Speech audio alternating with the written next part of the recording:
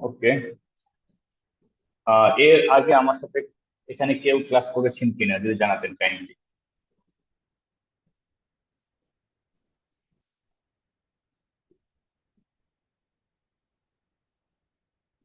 ও, আমার নামই তো একটা জানেন না, কিভাবে বুঝবেন যে আমার সাথে ক্লাস করেছে কিনা? ওকে, আমার নামটা আসলে লিখে দিই।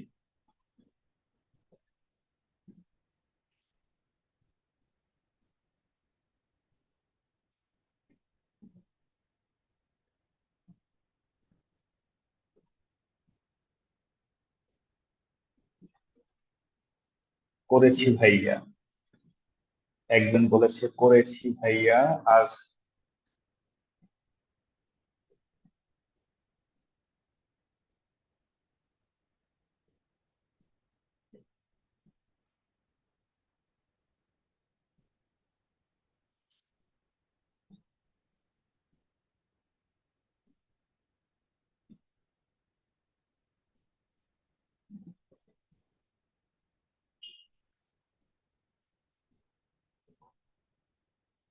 আমার নাম,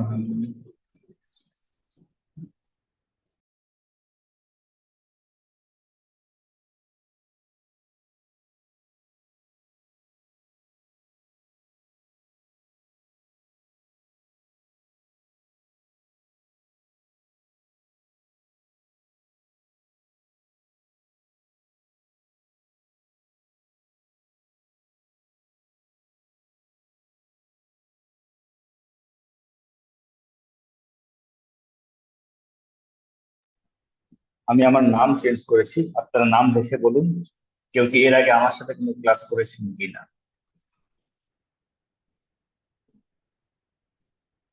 হ্যাঁ, করছি।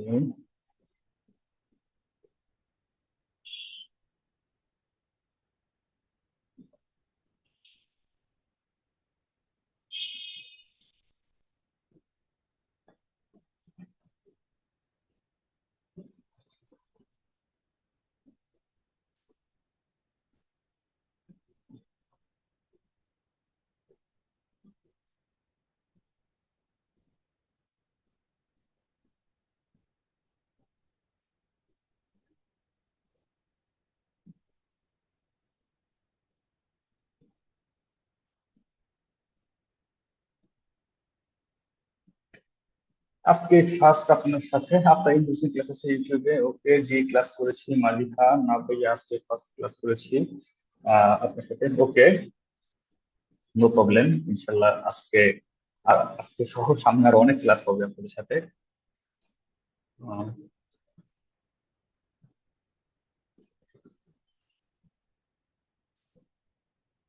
আহ, বিগত বিগত জাতিসংঘের ক্লাস।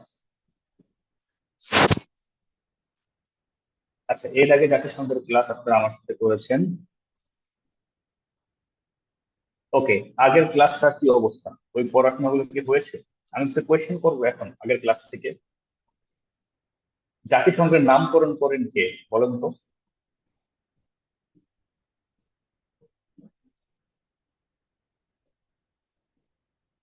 জাতিসংঘের নামকরণ করেন কে? হুম, বুঝবে। নিরাপত্তা পরিষদ কোন সম্মেলনে গঠিত হয়? নিরাপত্তা পরিষদ কোন সম্মেলনে গঠিত হয়?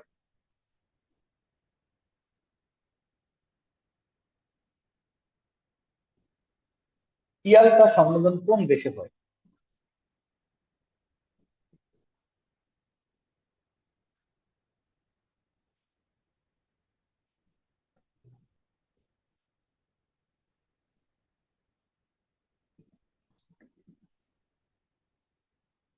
আটলান্টিক সনদের কয়টা ধারা ছিল বলেন তো?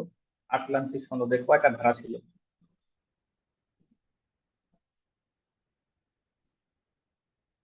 হম, ভালোই পড়াশোনা করেছেন আপনারা। জাতিসংঘের ভাষা কয়টি?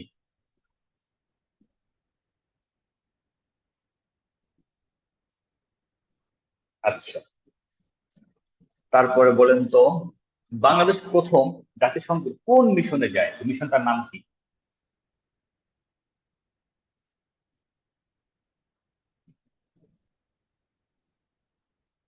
ইউনিমগ। আচ্ছা, এখানে ডাবল আই দিয়ে কোন দুই কান্ট্রিকে মিন করে?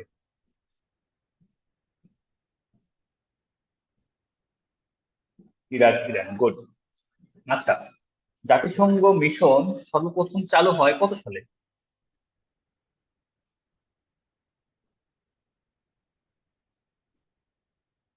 48 সালে। এই রুকু, রুকু, আপনি 88 বলছেন কেন? 88তে বাংলাদেশ গেছে, বাট জাতিসংঘ মিশন চালু হয় 1948 সালে। ওকে। তো কোন যুদ্ধকে কেন্দ্র করে শান্তি মিশন শুরু হয়?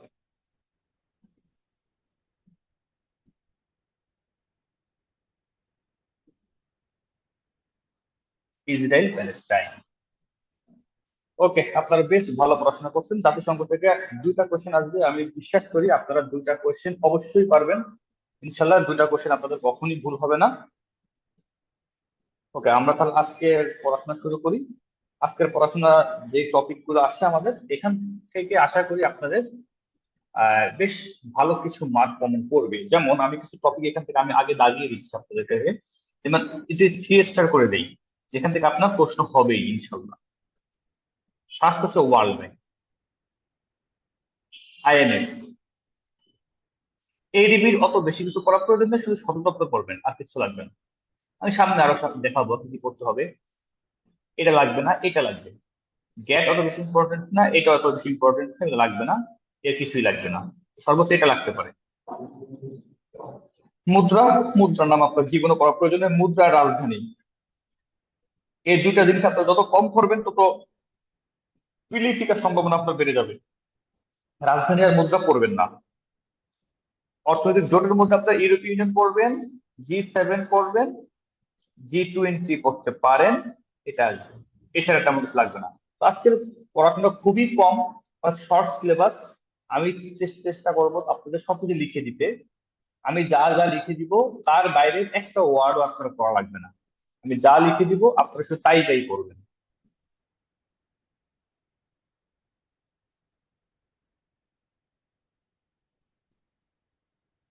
আচ্ছা, আমার ভয়েসে কোনো ইকো হচ্ছে? আমার ভয়েসটা কি ইকো হচ্ছে? আর যারা শুনছেন তারা একটু বলুন তো। মেবি এটা রুমের কারণে হচ্ছে, হালকা ইকো হচ্ছে। না ভাইয়া, জি ভাইয়া। না ভাইয়া, জি ভাইয়া। আচ্ছা দাঁড়ান, আমি আরেকটু সাউন্ডটা চেক করে নিচ্ছি। হ্যাঁ, ফাঁকা রুমে দ্বিতীয় থার্স। ঠিক আছে, আমি একটু দেখি।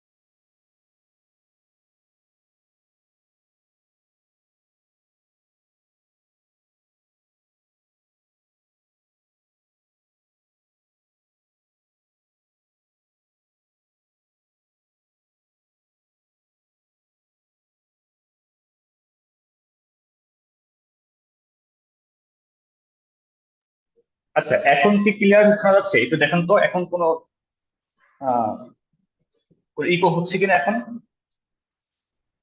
এখন কি ইকো আছে কোনো? ক্লিয়ার ভাইয়া, ক্লিয়ার, জি ভাইয়া ক্লিয়ার, ওকে। হ্যাঁ, বেটার। মেবি হচ্ছে যে রুমের। ক্লিয়ার, ঠিক আছে। ওকে, তাহলে আমরা শুরু করি আজকে পড়া। আজকে পড়া কিন্তু খুবই কম। আমি যেটুকু যেটুকু লিখে দিব আপনারা শুধু তাই তাই করবেন। আপনার এর বাইরে একটা ওয়ার্ড আপনার করতে হবে না। তো আশা করি এর মধ্যে আপনার এই আজকে যে টপিক গুলো আছে টপিক গুলো ভালোভাবে ইনশাল্লাহ কভার করবে। আচ্ছা, আমরা একটা জিনিস দেখি।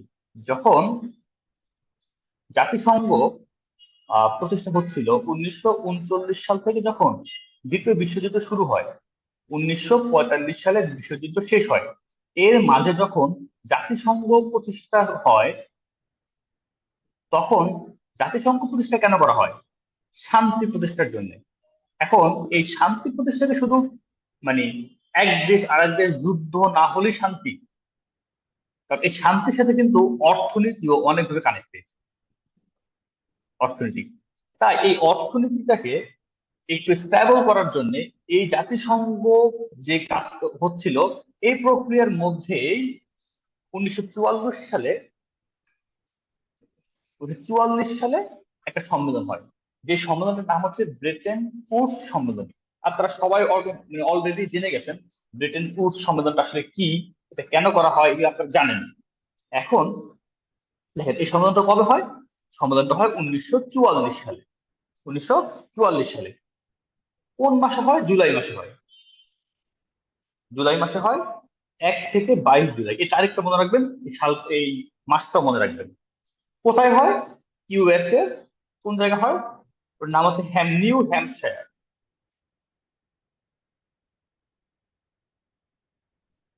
এই জায়গায় এটা হয়। এইটার এই ব্রিটেন উডস যে একটা শহর, এই শহরে। তাহলে আমরা কি কি জানলাম?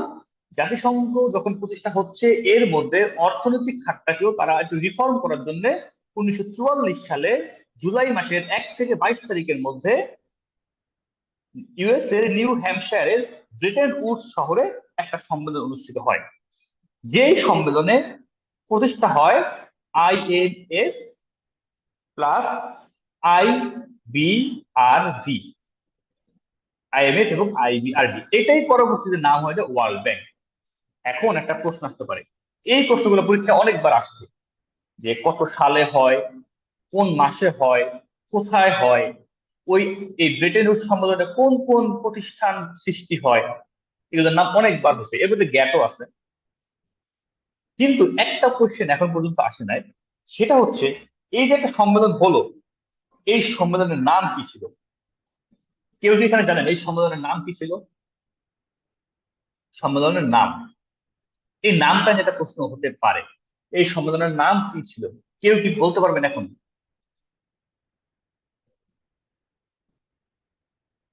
এই সম্মেলনের নাম কি ছিল? ব্রিটেন উডস সম্মেলন, যেহেতু ব্রিটেন উডসটা যেহেতু ব্রিটেন এই শহরে হয়েছে, তাই এটার নামটা হচ্ছে ব্রিটেন উডস সম্মেলন। বাট সম্মেলনের মেইন নামটা কি ছিল?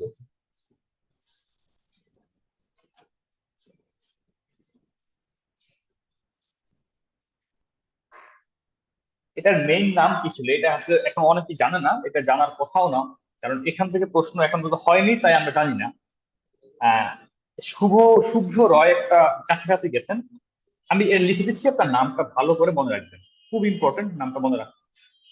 নামটা হচ্ছে, লিখেন আপনারা, the United Nation Monetary and financial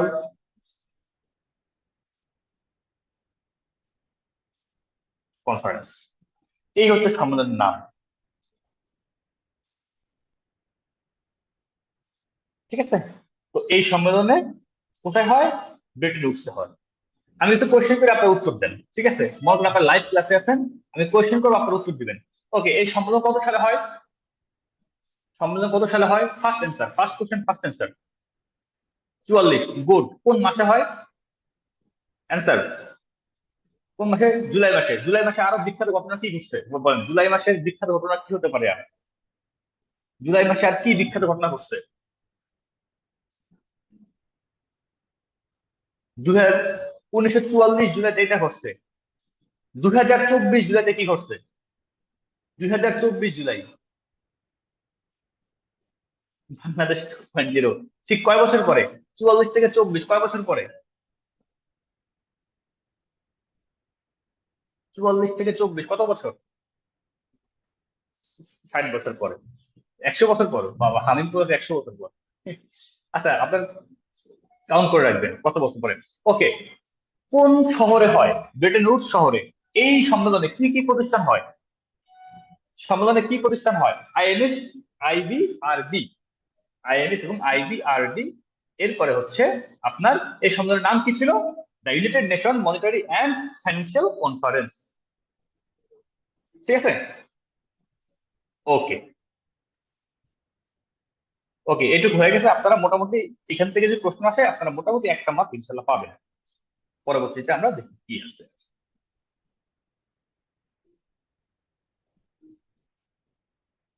world bank. ওকে, তাহলে ব্রেটেন উডস সম্মেলনের পরে যেটি প্রতিষ্ঠা হয় সেটি হচ্ছে ওয়ার্ল্ড ব্যাংক। বললাম যে আইবিআরডি আছে না, আইবিআরডি, এটাই পরবর্তীতে ওয়ার্ল্ড ব্যাংক গ্রুপ নামে পরিচিত। ডাব্লিউবি গ্রুপ, এটা নিয়ে গ্রুপ যেটির আলোচনা একটু পরে করবো। এখন দেখি এই বিশ্ব ব্যাংক কার্যক্রম শুরু করে কবে। কার্যক্রম শুরু করে 1946 সালে। আর কিছু মনে রাখার দরকার নাই, এরা 1946 সালে কার্যক্রম শুরু করে। এই সদস্য সংখ্যা কয়জন কয়জন হাবি জাবি এগুলো কোনো কিছু আর প্রয়োজন নাই, সদর দপ্তরটা মনে রাখবেন। সদর দপ্তর বলুন তো কোথায়, কমেন্ট করেন তো, সদর দপ্তর কোথায়? ওয়াশিংটন ডিসিতে। ওয়াশিংটন ডিসিতে এটা হয়। ওকে, ওয়ার্ল্ড ব্যাংকের আরো কিছু কাজ আমরা দেখি। এই যে এইটা গঠিত হয়েছে কয়টা অঙ্গ সংগঠন নিয়ে? ওয়ার্ল্ড ব্যাংকটা গঠিত হয়েছে কয়টা অঙ্গ সংগঠন নিয়ে? এই যে IBRD, IDA, IFC, MIGA, ICSID. এবার হচ্ছে আমরা দেখবো এগুলা কাজ কি এবং এরা কি। আইবিডি কি, যেটা দেখেন এটা ইন্টারন্যাশনাল। বিটা কি, অবশ্যই ব্যাংক। আর কি, রিকনস্ট্রাকশন, মনে রাখবেন এটা, রিকনস্ট্রাকশন। বিটা কি, ডেভেলপমেন্ট। এটা মনে রাখলে হবে। এইটা কত সালে প্রতিষ্ঠা হয়েছে এটা কিন্তু পরীক্ষায় আসতে নাও পারে, আসার সম্ভাবনা নাই। আপনার যার ইচ্ছা আছে এটা মুখস্থ করে রাখবে, না মুখস্থ করলেও চলবে। 1946 সালে মানে জাতিসংঘ মানে ওয়ার্ল্ড ব্যাংক 46, এটাও 46 কার্যক্রম শুরু করে। কিন্তু এর কাজটা কি, এটা ইম্পর্টেন্ট। এর কাজ, এর কাজটা হচ্ছে একদম মুখস্থ করে ফেলেন, নিম্ন আয়ের দেশে ঋণ দেওয়া। নিম্ন আয়ের দেশে ঋণ দেওয়া। এর কবে কার্যক্রম শুরু করছে এইটা মোটামুটি আপনার বিসিএস এর জন্য ইম্পর্টেন্ট না। ব্যাংক বা অন্য কোথাও আগে আসতো, এখন আসে না। কিন্তু আপনি রাখবেন, মনে রাখবেন এটা, এই যে কাজ কি, নিম্ন আয়ের দেশে ঋণ দেওয়া। আইডিএ দেখেন ইন্টারন্যাশনাল, এটা কি ডেভেলপমেন্ট, এটা কি অ্যাসোসিয়েশন। ওকে, কত সালে? 1960 সালে। 1960 সালে। মুখস্থ করে রাখতে পারো, পারলে ভালো, না পারলে কোনো অসুবিধা নাই। এরা কি করে, খুবই ইম্পর্টেন্ট, সফট লোন দেয়। একদম মুখস্থ করে ফেলে, এরা কি করে, সফট লোন দেয়। এরা কি করে, নিম্ন আয়ের দেশে ঋণ দেয়। ওকে, আইএফসি, এটা কি, ইন্টারন্যাশনাল ফাইন্যান্সিয়াল কর্পোরেশন।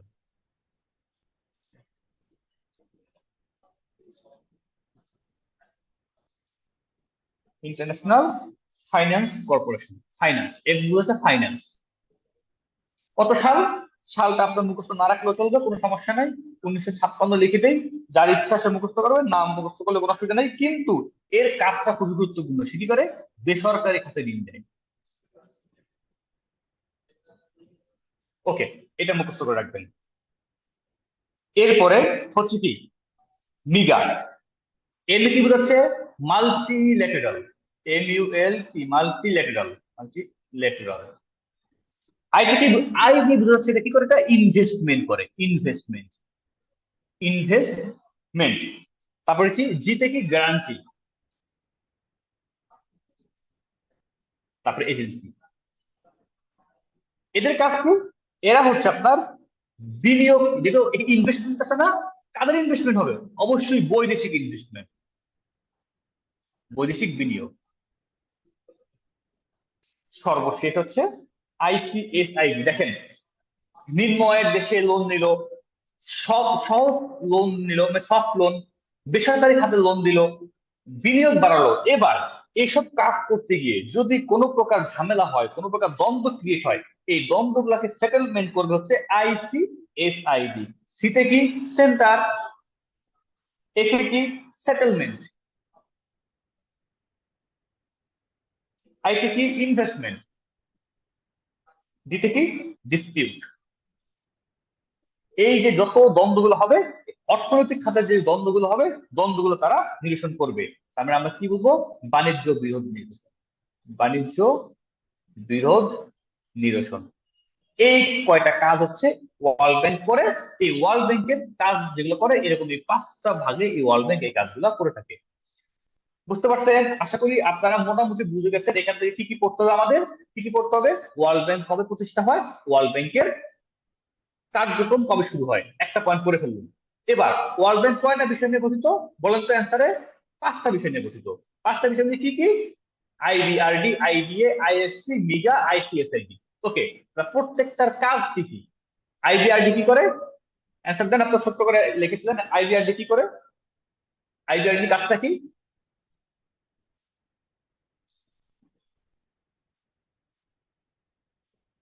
আইবিআরডির কাজ কি? নিম্ন আয়ের দেশে ঋণ দেওয়া। গুড, নিম্ন আয়ের দেশে ঋণ দেওয়া।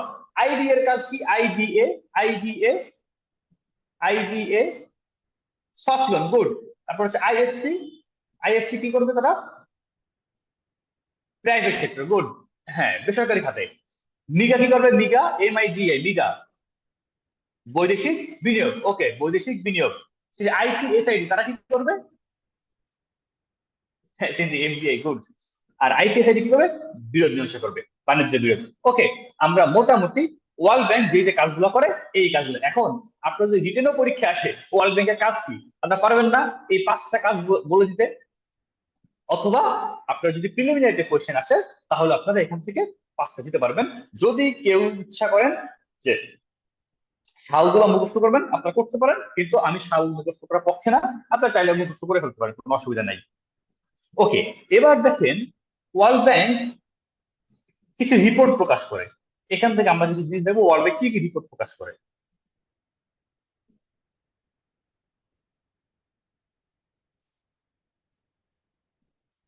ওয়ার্ল্ড ব্যাংকের রিপোর্টটাও কিন্তু ইম্পর্টেন্ট, মাঝে মাঝে আসতে পারে। দেখেন ওয়ার্ল্ড ব্যাংকের রিপোর্ট, ওয়ার্ল্ড ব্যাংক কি রিপোর্ট করে। আহ, আচ্ছা, আমরা আরেকটা জিনিস দেখে নিই। ওয়ার্ল্ড ব্যাংকের সদস্য সংখ্যা কজন এখন? সদস্য 189। পরীক্ষা নাও আসতে পারে, কিন্তু এটা ব্যাংকের পরীক্ষা আসতে পারে, বিশেষ আসবে না। ব্যাংক পরীক্ষা এটা আসতে পারে। সর্বশেষ সদস্য কারা? Nauru, Nauru. এই যে ব্যাংকের জন্য ইম্পর্টেন্ট, বিশেষ জন্য এটা ইম্পর্টেন্ট না। ঠিক আছে, এদের মনে রাখবেন। এবার হচ্ছে ওয়ার্ল্ড ডেভেলপমেন্ট রিপোর্ট।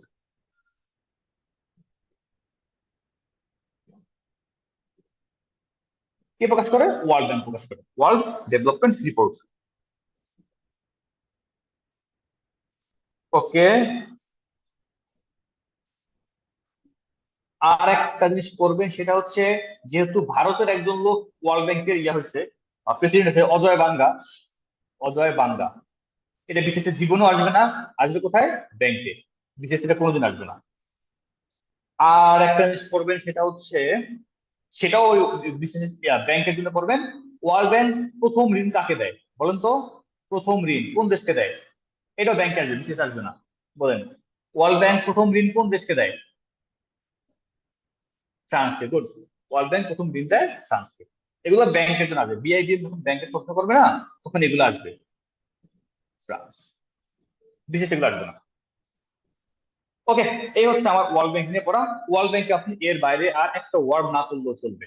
আশা করি আপনি এখান থেকে সব পক্ষে, যদি ওয়ার্ল্ড ব্যাংক থেকে প্রশ্ন হয়, আপনার কোনো প্রশ্ন আটকাবে না ইনশাল্লাহ। ঠিক আছে, আমরা এবার নেক্সট পয়েন্ট চলে যাই। সেটা অবশ্যই আমরা বুঝতে পারছি যে কোনটা। আইএনএফ। আইএনএফ এর সাথে আমাদের একটা অনেক ভালো একটা সম্পর্ক এখন ক্রিয়েট হয়েছে। কারণ সম্প্রতি আমরা কিনেছি আইএনএফ থেকে বেইল আউট প্যাকেজ নিয়েছি। বেইল আউট প্যাকেজ কত? $4.7 বিলিয়ন। এটাকে বেইল আউট প্যাকেজ আমাদের গভর্নমেন্ট বলে নাই, কিন্তু এটা মূলত bailout package. Bailout প্যাকেজে যখন একটা রাষ্ট্র অর্থনৈতিকভাবে দেউলিয়া হয়ে যায়, একবারই অর্থনৈতিক ভারসাম্য একবার শেষ হয়ে যায়, মানে মুদ্রা থেকে শুরু করে সকল ভারসাম্য একবারে নষ্ট হয়ে যায়, তখন তাকে বেইল আউট প্যাকেজ দেওয়া হয়। কিন্তু আমরা নিছি এটাকে আমরা ঋণ নামে প্রকাশ করছি, কারণ ঋণ নেওয়াটা সহজ কথা। যে কোনো কান্ট্রি ঋণ দিতে পারে। বাট যখন কেউ বেইল আউট প্যাকেজ নেয়, তখন সেটাকে অর্থনৈতিকভাবে দেউলিয়া মনে করা হয়। এই জন্য আমাদের ঋণটাকে বেইল আউট প্যাকেজ মানে, আমাদের বেইল আউট প্যাকেজটাকে ঋণ নামে ঘোষণা করা হয়েছে। আসলে কিন্তু আমাদের এটা ছিল বেইল আউট প্যাকেজ। এই জন্য 41 বিষয়ে প্রশ্ন ছিল বাংলাদেশ বাণিজ্য ভারসাম্য কিভাবে রক্ষা করে। বাণিজ্য ভারসাম্য কিভাবে রক্ষা করে, তখন অ্যান্সার হতো কিন্তু রেমিটেন্সের মাধ্যমে। বাট বর্তমানে বাংলাদেশ বাণিজ্য ভারসাম্য রক্ষা করছে কিসের মাধ্যমে? আইএমএফ এর বেল আউট প্যাকেজের মাধ্যমে। বেল আউট প্যাকেজ, আশা করি আপনারা বুঝতে পারছেন। 41 প্রশ্নটা দেখেন, একটা কোশ্চেন এটাই আসে যে বাংলাদেশের বাণিজ্য ভারসাম্য কিভাবে রক্ষা হয়। উত্তর অপশনে আইএমএফ এর বেল আউট প্যাকেজ ছিল, রেমিটেন্স ছিল, বাট তখন রেমিটেন্স ছিল অ্যান্সার। বাট বর্তমানে যেহেতু বাংলাদেশ গভর্নমেন্ট এই লোনটা নিয়ে ফেলছে, তাই এটা অ্যান্সার হবে বেল আউট প্যাকেজ। ঠিক আছে। আবার আরেকটা ব্যাপার হচ্ছে, যেহেতু গভর্নমেন্ট এটাকে বেল আউট প্যাকেজ হিসেবে ঘোষণা করে নাই, সো অ্যান্সারে আপনারা এটাকে না দিলেই ভালো। যেহেতু গভর্নমেন্ট এটাকে ঋণ হিসেবে ঘোষণা করছে, সো আমরা এটাকে ঋণই ধরবো, কিন্তু আমরা জেনে রাখবো যে এটা একটা বেল আউট প্যাকেজ। ঠিক আছে, আমার কনসেপ্ট আপনারা বুঝতে পারছেন?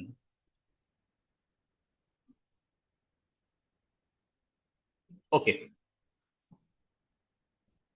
তাহলে আমরা আইএমএফ নিয়ে একটু ছোট্ট করে পড়াশোনা করি।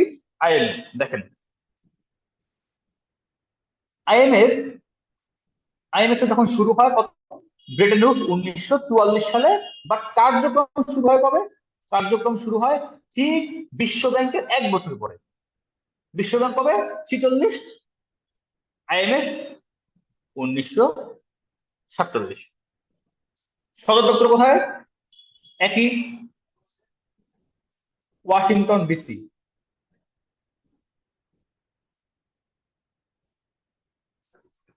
ওকে, আর তেমন কিছু এখান থেকে পড়াশোনার প্রয়োজন আছে? হ্যাঁ, আচ্ছা, আমি একটা ব্যাপার বলি। এই যে ওয়ার্ল্ড ব্যাংক আর আইএমএফ, এটা পার্থক্য কি আপনারা বলতে পারবেন? বলেন তো। ওয়ার্ল্ড ব্যাংক এবং IMF, এই কনসেপ্টটা ক্লিয়ার থাকা উচিত।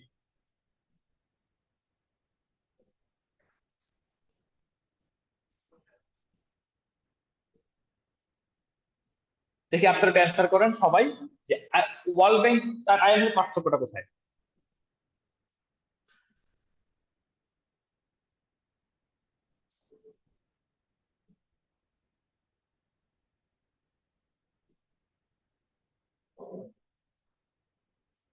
মুদ্রা মান নিয়ন্ত্রণ করে, হ্যাঁ, গুড।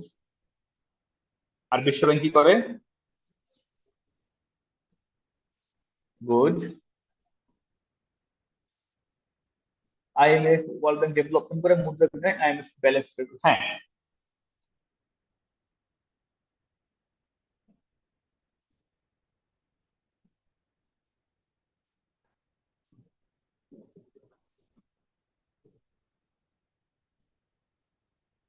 ঠিক আছে, আপনারা মোটামুটি ভালোই জানেন।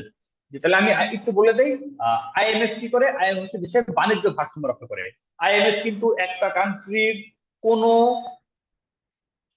মানে ইনভেস্টমেন্ট বা ডেভেলপমেন্টের খাতে কোনো কাজ করে না।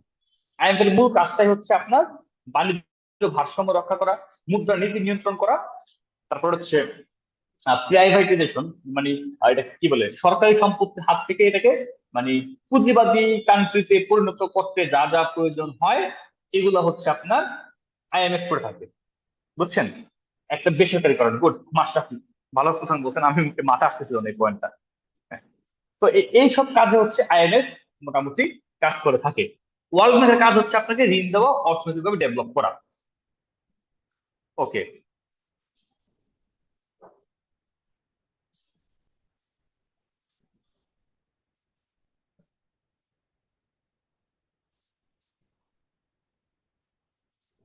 তাহলে আমরা আমাদের আলোচনা চলে যাই।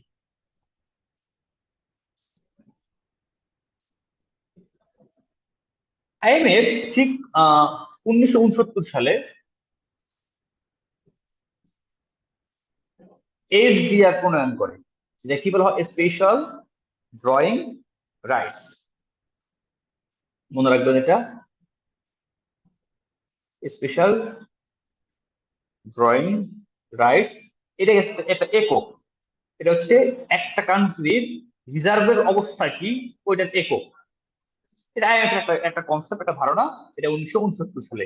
এটার জন্য আইএমএফ তার মূলনীতি সংশোধন করছিল। ধরেন মনে রাখবেন, ধরেন আমরা কি করি, একটা মুদ্রার একক থাকে না, ঠিক এটা একটা মুদ্রার একক, এছাড়া আর কিছুই না। আর আইএমএফ কি করে, আইএমএফ আরেকটা কাজ করে, তারা একটা রিপোর্ট প্রকাশ করে। এটা মনে রাখবেন, এটা পরে আসতে পারে। সেটা হচ্ছে গ্লোবাল ফাইন্যান্সিয়াল স্টেবিলিটি রিপোর্ট। মুখস্থ করে ফেলেন, গ্লোবাল ফাইন্যান্সিয়াল স্টেবিলিটি রিপোর্ট। এইটা একটু মনে রাখবেন, মোটামুটি এইটুকু মনে রাখলেই হবে। আর বর্তমান মহাসচিবের নামটা পড়বেন, এটা হচ্ছে আপনার আসবে কিসে, এটা আসবে আপনার ব্যাংকের পরীক্ষায়। ক্রিস্টিলিনা জর্জিয়েভা, কি নাম রে ভাই, ক্রিস্টিলিনা জর্জিয়েভা। যদি কেউ পরিবর্তন হয়, আপডেট কথাটা মুখস্থ করে নিন, এটা আর অত ইম্পর্টেন্ট কিছু না। পরীক্ষার আগের দিন আপনি আপডেট কথাটা মুখস্থ করে নেবেন।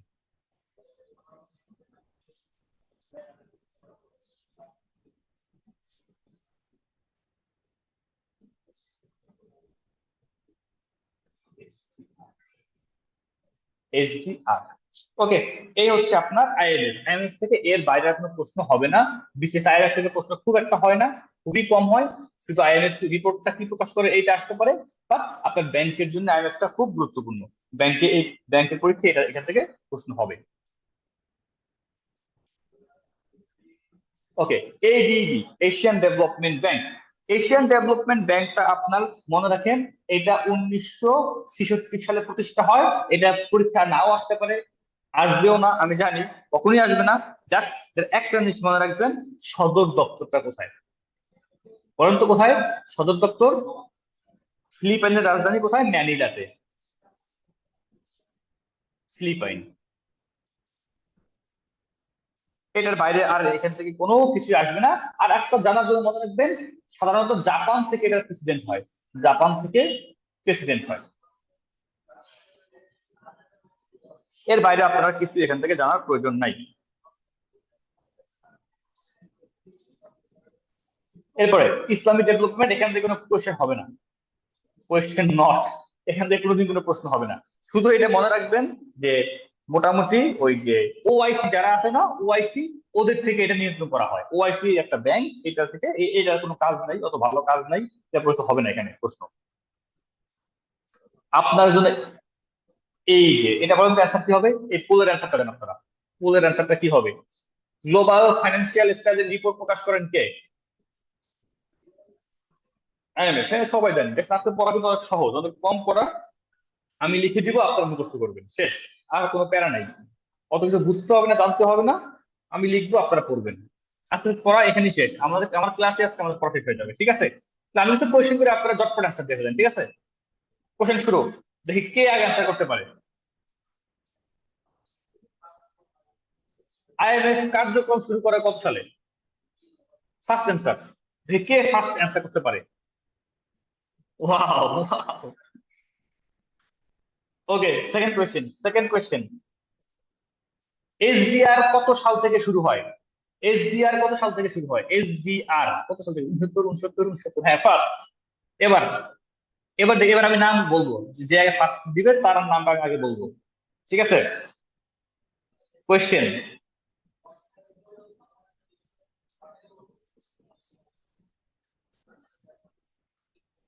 কোয়েশ্চেন হচ্ছে এডিবির সদর দপ্তর কোথায়? জহিরুল ইসলাম।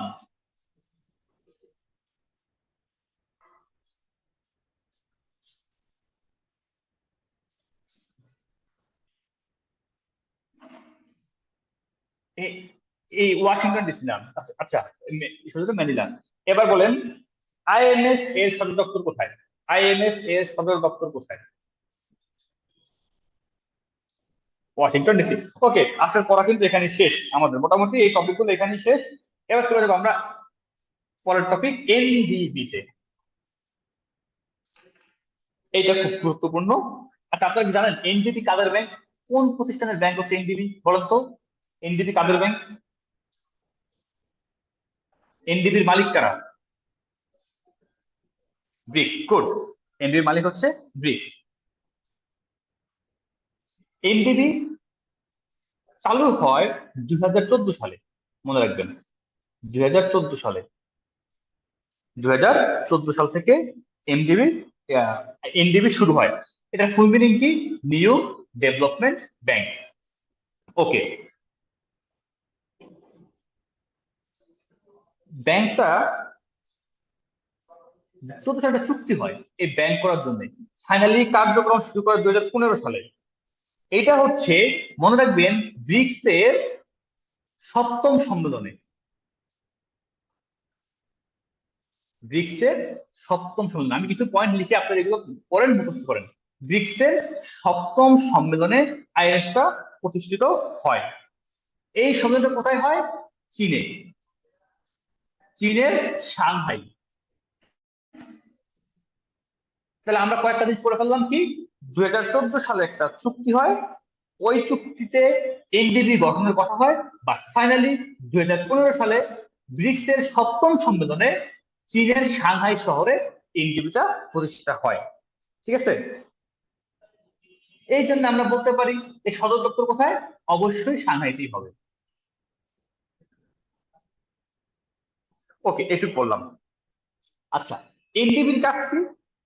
এনডিবির কাজটা হচ্ছে ঠিক আইএমএফ যে কাজটা করে, আইএমএফ যে কাজটা করে সেটা করে এনডিবি, আর ওয়ার্ল্ড ব্যাংক যে কাজটা করে সেটা করে AIIB।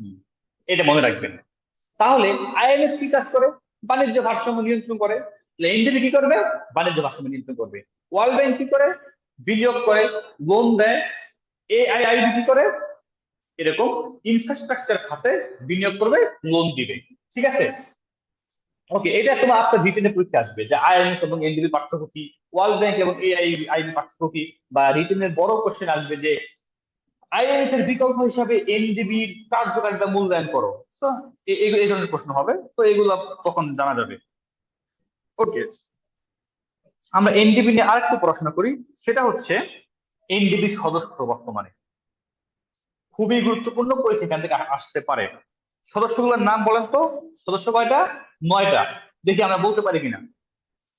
অবশ্যই ব্রিক্স এর যে পাঁচটা, BRIC, এই যে Brazil, Russia, India, China and হচ্ছে সাউথ আফ্রিকা। এর বাইরে নতুন করে কারা হয়েছে? সবার আগে বাংলাদেশ, তারপরে কি UAE, তারপরে কি মিশর, ইজিপ্ট, তারপরে কি উরুগুয়ে। কয়টা হলো? এই পাঁচটা থেকে 9টা। একদম ঠাড়া মুখস্থ করে ফেলবেন, কারণ এবার প্রশ্ন আসতেই পারে যে আইএমএফ এর মানে এনডিবির সদস্য কয়টা? 9টা। বাংলাদেশ কোন সংস্থার সদস্য, কোন ব্যাংকের সদস্য? এনডিবি। খুবই গুরুত্বপূর্ণ, এটা মনে রাখবেন। এখন বাংলাদেশ কবে সদস্য হয়, এটা গুরুত্বপূর্ণ। একটা প্রশ্ন আসতে পারে, বাংলাদেশ এনডিবি সদস্য কবে হয়? বলেন তো কবে? 2021 সালে। কততম সদস্য? এই পাঁচটা, এই পাঁচটার পরেই বাংলাদেশ, তার মানে বাংলাদেশ হচ্ছে ষষ্ঠ। ঠিক আছে, বাংলাদেশ হলো ষষ্ঠ। কয় তারিখে হয়? দেখেন, 16 সেপ্টেম্বর।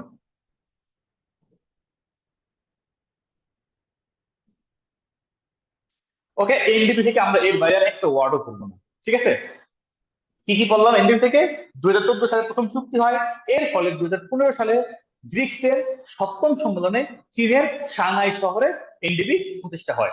ওকে, তাই সদর দপ্তর কোথায় হবে? অবশ্যই সাংহাইতে হবে। ঠিক আছে, এনডিপি কার বিকল্প? আইএমএফ এর বিকল্প। সদস্য কান্ট্রি কয়টা? আগে ছিল পাঁচটা, এখন হচ্ছে চারটা। ছিল কয়টা? 9টা। নতুন চারটা কারা? বাংলাদেশ, UAE, ইজিপ্ট আর হচ্ছে উরুগুয়ে। বাংলাদেশ কবে সদস্য হয়? 2021 সালে। কততম সদস্য? ষষ্ঠ। কয় তারিখ হয়? 21 সালে 16 সেপ্টেম্বর। আমি এই যে 16 সাথে 6 মিলিয়ে দিচ্ছি আর কি, এরকম। ঠিক আছে, এই হচ্ছে এনডিবি নিয়ে পড়া। আপনারা কি এর বাইরে আর কিছু করতে চান? বলেন, এর বাইরে আর কিছু করার প্রয়োজন নেই। পড়াশোনা এখানে শেষ। কার কার মুখস্থ হয়েছে বলেন তো, এখানে কার কার মুখস্থ হয়েছে পড়াশোনা? ওকে, আজকে পড়া কিন্তু আমার ক্লাসই শেষ। এর বাইরে কোনো বাইরে পড়া কোনো পড়াশোনার প্রয়োজন নেই। জাস্ট নেক্সট যেদিন আপনার পরীক্ষা হবে সেদিকে এটা পরীক্ষা দিবেন। এর মধ্যে আর কোনো পড়াশোনার প্রয়োজন নেই।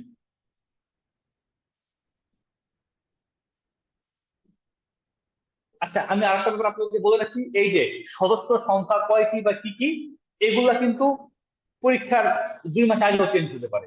ঠিক আছে? সো এগুলা এখন যে কয়টা আছে এটা মুখস্থ রাখেন, পরীক্ষার আগে এগুলো অবশ্যই একবার করে চোখ বুলিয়ে যাবেন। সদস্য বাড়ছে কিনা বা সদস্য কমছে কিনা, এগুলো কিন্তু আমার করানোর কিছু নেই।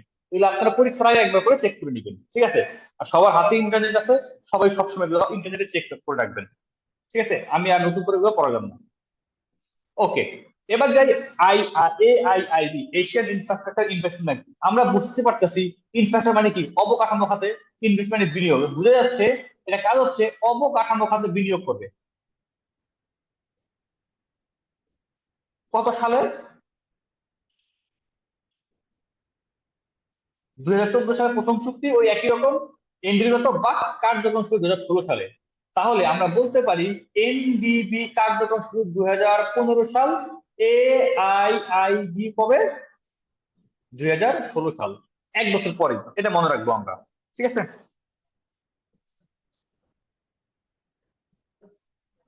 আর মনে রাখবেন, বাংলাদেশ কিন্তু এটার একদম প্রথম থেকে সদস্য।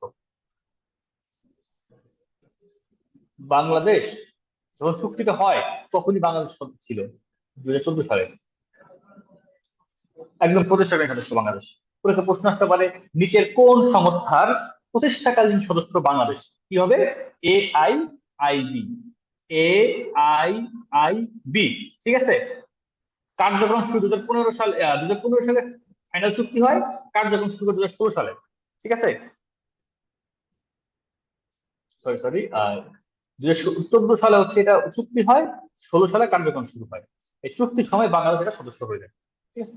এই, আর কিছু করার প্রয়োজন নাই। ঠিক আছে, আমাদের কিন্তু মোটামুটি AIIB আর এনডিবি শেষ। আমরা যদি কোশ্চেন করি আপনারা ঝটপট অ্যান্সার দিয়ে ফেলেন। ঠিক আছে? ঝটপট অ্যান্সার। দেখি এবার কে আগে বলতে পারে, আমি নাম বলবো।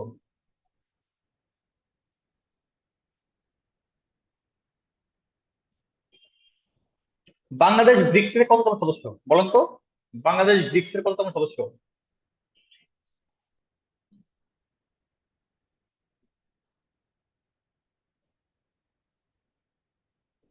দেখি কয়টা কমেন্ট হয়, কয়টা কমেন্ট হয়। ওয়াও, বাড়ছে। মাই গুডনেস, থ্যাংকস আ লট। আপনারা এত কানেক্টেড ক্লাসটাতে, আমি খুবই আহ, খুবই প্লিজড। ওকে।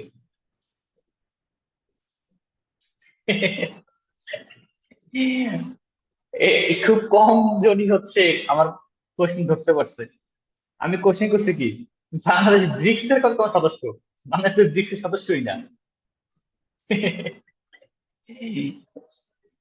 বাংলাদেশ কি ব্রিক্স এর সদস্য নাকি বাংলাদেশ এনডিবি সদস্য?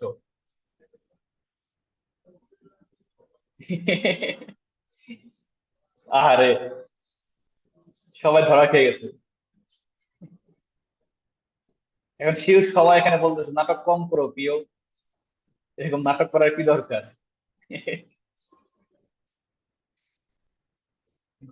ওকে, ফার্স্ট এই যে অর্কিড যে ভাইটা, এই ভাই সবার আগে আমার এই পয়েন্টটা ধরতে পারছে সম্ভবত।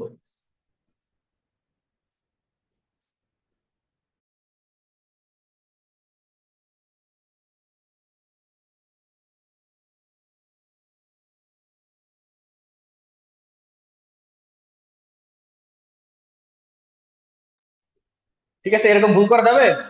এরকম ভুল করা যাবে না। ওহো, আপনার যে নাম, আপনি ভাই না আপু, এটা আমি কেমনে বুঝবো ভাই? আপু। ওকে, ঠিক আছে, আমরা এবার পরের টপিকে চলে যাই।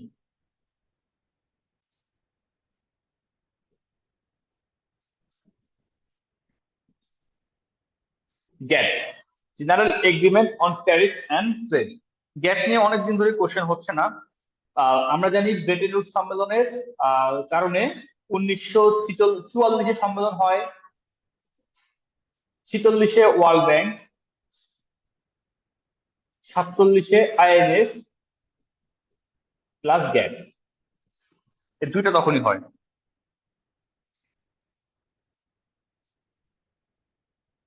আচ্ছা, গ্যাটের কাজটা কি নিয়ে? মনে রাখবেন, গ্যাটের কাজটা হচ্ছে ট্রিপস নিয়ে। ট্রিপস নিয়ে, ট্রিপস। এখন আপনার, এখন ট্রিপসটা কি? এটা মনে রাখা খুব টাফ। আপনারা হচ্ছে এটা মনে রাখেন যে ইন্টেলেকচুয়াল প্রপার্টি মানে মেধাস্বত্ব, যে কোন দেশ কোন প্রোডাক্ট বানাইছে, ওই দেশের প্রোডাক্ট কি অন্য কেউ ইউজ করতে পারবে কিনা, এইসব নিয়ে, এটা নিয়ে গ্যাট কাজ করে। গ্যাট সম্পর্কে একটা গুরুত্বপূর্ণ তথ্য হচ্ছে গ্যাটের হচ্ছে 1986 সালে, হ্যাঁ মনে পড়ছে, 1986 সালে সেপ্টেম্বরে, দরকার নাই, উরুগুয়ে রাউন্ডে এর সংলাপ শুরু করে ওরা, উরুগুয়ে রাউন্ডে। রাউন্ড বলতে কি বোঝায় বলুন তো? রাউন্ড বলতে বোঝায় মানে গ্যাটের সম্মেলনটা এরকম যে এক বছর যেখানে সম্মেলন হয়, আবার ওই বছর থেকে পরের বছর অন্য কিছু সম্মেলন হয়, তখন ওই সম্মেলনটাকে বলা হয় এই রাউন্ড, মানে উরুগুয়ে রাউন্ড। মানে এখন যদি উরুগুয়ে সম্মেলন হয় এটা উরুগুয়ে রাউন্ড, এবার যদি কাতারের সম্মেলন হয় এটা কাতার রাউন্ড, সেটা এরকম আর কি। ঠিক আছে, উরুগুয়ে রাউন্ডে এই সংলাপ শুরু হয় 1994 সালে। 1994 সালে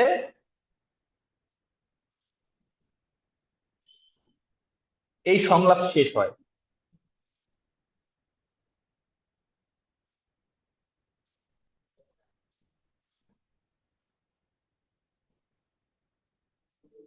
পরবর্তীতে এই গ্যাপটাই হচ্ছে ধীরে ধীরে ডাব্লিউটিও নামে পরিচিত হয়, ওয়ার্ল্ড ট্রেড অর্গানাইজেশন হিসেবে পরিচিত হয়, যেটা 1995 প্রতিষ্ঠা পায়।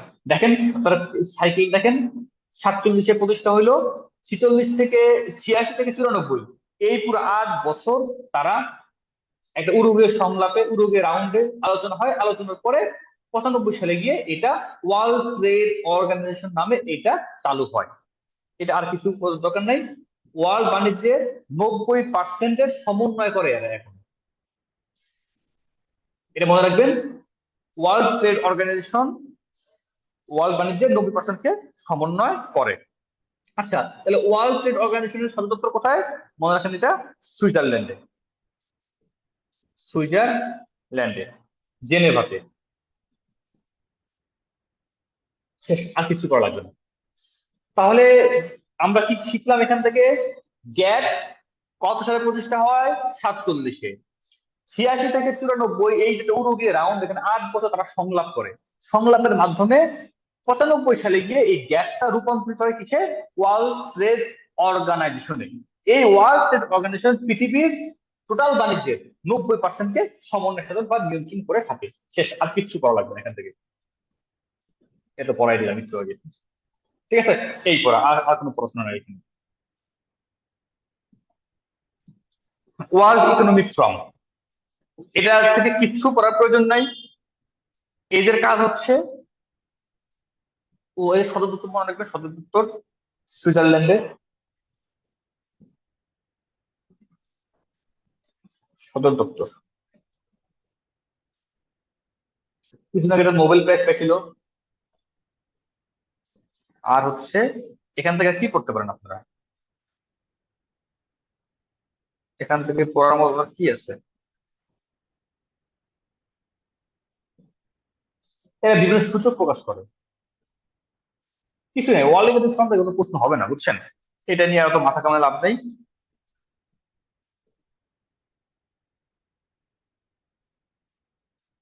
না, আর কিছু নাই। 1971 সালে এটা হয় আমাদের মুক্তিযুদ্ধের সময়। তাহলে 2021 সালে এটা কত বছর পূর্ণ হয়? তা 50 বছর পূর্ণ হয়। এটা 2021 সালে খুব গুরুত্বপূর্ণ কোশ্চেন ছিল, এখন আর গুরুত্বপূর্ণ কোনো কোশ্চেন না এটা। এখন গুরুত্বপূর্ণ হচ্ছে 1974-এ কি কি সংগঠন হয়েছে, ওগুলো একটু মাথায় রাখবেন। 1974 সালের সংগঠন গুলা, যেগুলোর বর্তমানে কয় বছর পূর্ণ হয়েছে? 50 বছর পূর্ণ হয়েছে। যেমন বাংলাদেশ জাতিসংঘের সদস্যতা কয় বছর পূর্ণ হয়েছে? 50 বছর পূর্ণ হয়েছে। তো এই বিষয় কিন্তু মাথায় রাখবেন, এখান থেকে প্রশ্ন হবে। এটা আর ইম্পর্টেন্ট না। তাহলে ওয়ার্ল্ড ইকোনমিক ফোরাম আপনার প্রয়োজন নাই। এই যে মুদ্রা, মুদ্রা আমি বলতে নিষেধ করতে, মুদ্রা করার কোনো প্রয়োজন নাই, মুদ্রার প্রয়োজন নাই। বাদ, এটা অ্যান্সার দেন, অ্যান্সারটা কোথায় হবে? অ্যান্সারটা বলেন তো দেখি। আর মুদ্রার জন্য আপনি কি করতে পারেন যদি আপনার মুদ্রা পড়তে ইচ্ছে হয়? মুদ্রার জন্য আপনারা করতে পারবেন, ইউটিউবে দেখবেন তাবিব মাহমুদ নামে একজন লোক আছে, তাবিব মাহমুদ। ওর একটা মাহমুদ মনে হয়, একটা গান আছে, গানের নাম হচ্ছে কারেন্সি সং। এই কারেন্সি মানে পৃথিবীর সকল মুদ্রা নিয়েও একটা গান বানিয়েছে। আপনি এই গানটা শুনতে পারেন, এই গানটা শুনলে আপনার সব মুদ্রা মুখস্থ হয়ে যাবে। আমি পরীক্ষার আগের দিন এই গানটা করে দিচ্ছি, গানটা শুনে দিতাম এক দুইবার। এই গান শুনে গেলে আপনার সকল মুদ্রা মুখস্থ হয়ে যাবে। আপনারা এটা পড়তে পারেন, এমনি মুখস্থ না করে আপনার এই গানটা শুনবেন। হ্যাঁ, এটা যদি শুনেন তাহলে আপনার আর মুদ্রাগুলা মনে থাকবে।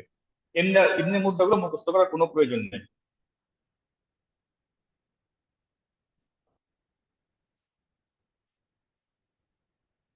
ওকে, এবার হচ্ছে আপনার 47 লিখিত কোর্স শুরু হচ্ছে। আপনার এখানে 1 অক্টোবর থেকে ক্লাস শুরু।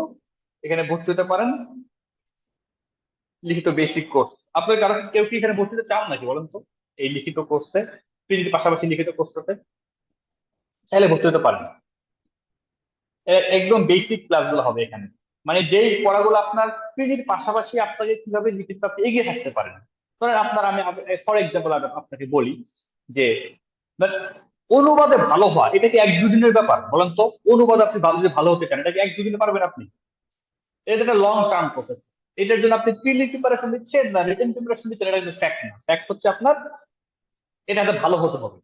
সো আপনার, আমরা যদি লিখিত বেসিক কোর্সে কিন্তু এটা গুরুত্বপূর্ণ। ধরেন কিছু কিছু পড়াশোনা লাইক মুক্তিযুদ্ধ, এটা তো আপনার প্রিলিমিনারি রিটেনে সেম পড়া। সংবিধান, প্রিলিমিনারি লিখিত সেম পড়া। সো এই যে লিখিত যে বেসিক বিষয়গুলা, হ্যাঁ, আপনি যদি লিখিত যদি পড়া শেষ করতে পারছেন না তাহলে আপনার দরকার নাই লিখিত বেসিক কোর্স।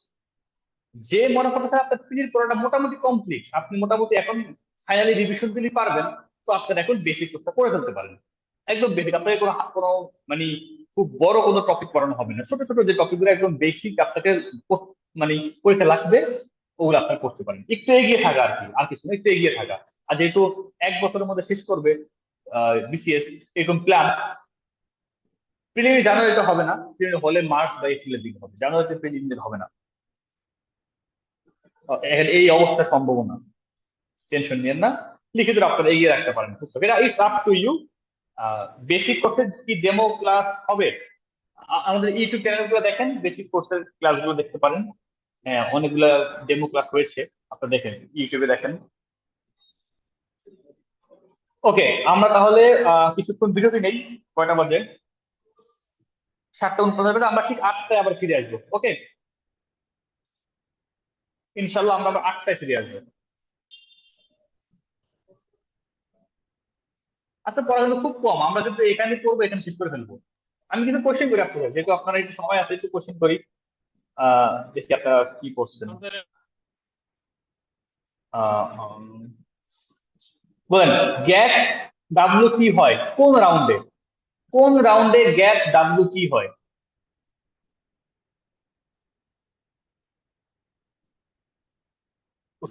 ওকে,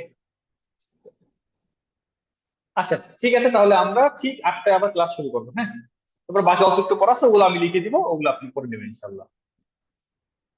যারা নামাজ পড়বেন নামাজটা পড়ে আসেন এখন। আসসালামু আলাইকুম।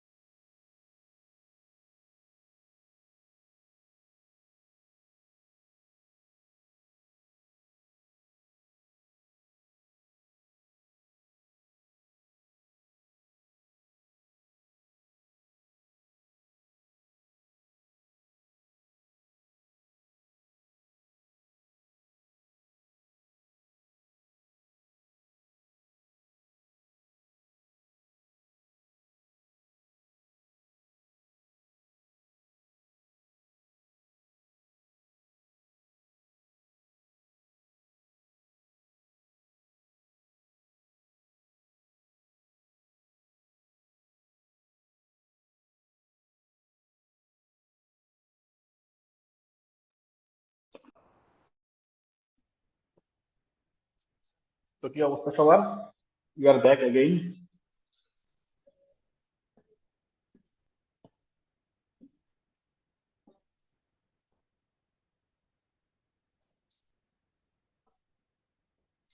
আচ্ছা, ওকে, ঠিক আছে। একজন বছর তাড়াতাড়ি শেষ করে দেন, হ্যাঁ, তাড়াতাড়ি শেষ করে দিচ্ছি, কারণ আজকে পড়াটা খুবই কম। শেষ করে ফেলবো, খুব ফাস্ট শেষ হয়ে যাবে।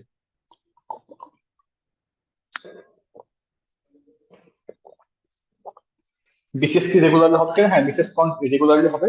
বিসিএস এর কোনো গ্যাপ হবে না ইনশাল্লাহ, নিশ্চিন্তে থাকুন।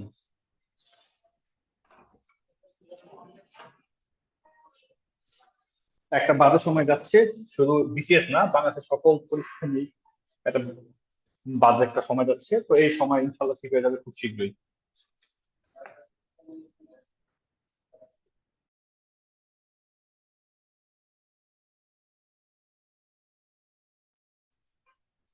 ঠিক।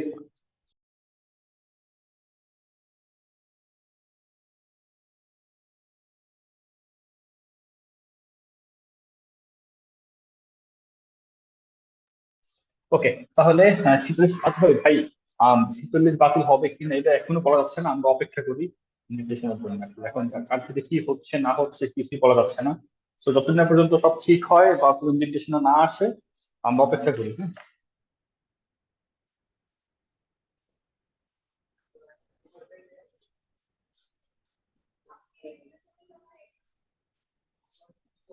ওকে, এরপরের টপিক খুবই গুরুত্বপূর্ণ, তবে এখান থেকে একটা প্রশ্ন আপনার আসতেই পারে।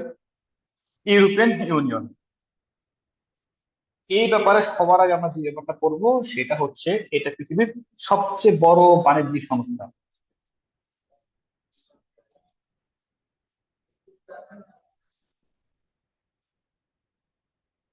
সবচেয়ে বড় বাণিজ্য সংস্থাটা মুখস্থ রাখবেন।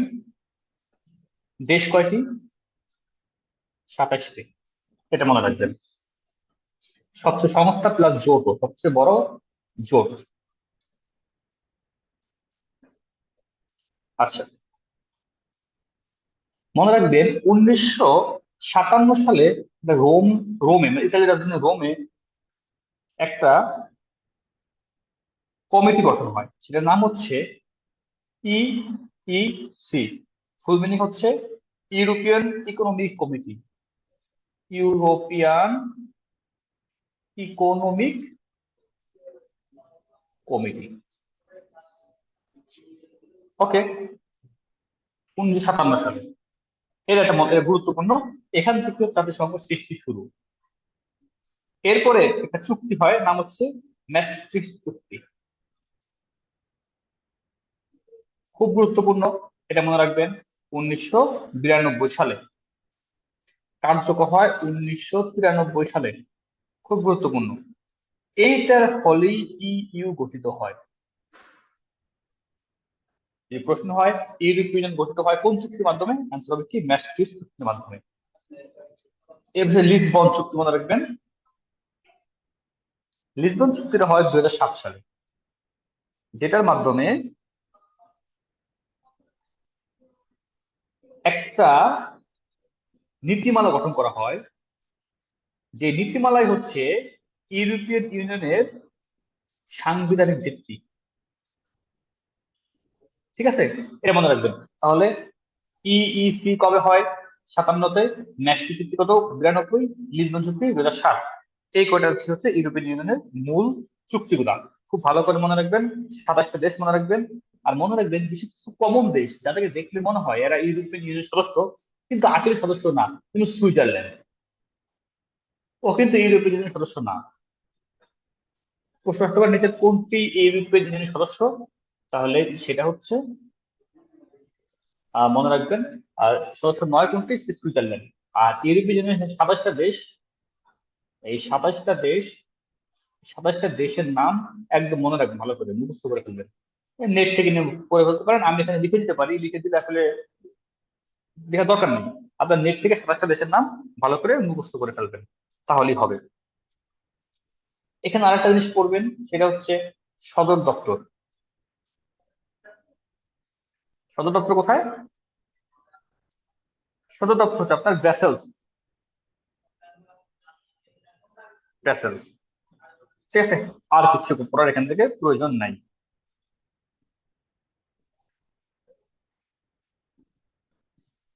2012 সালে ইইউ নোবেল প্রাইজ পায়।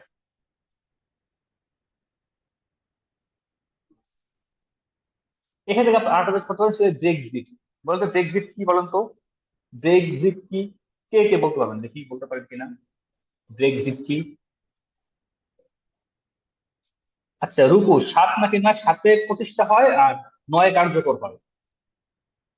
হ্যাঁ, ব্রিটেনের এক্সিট, ব্রিটেন এখান থেকে চলে যায়। Britain exit.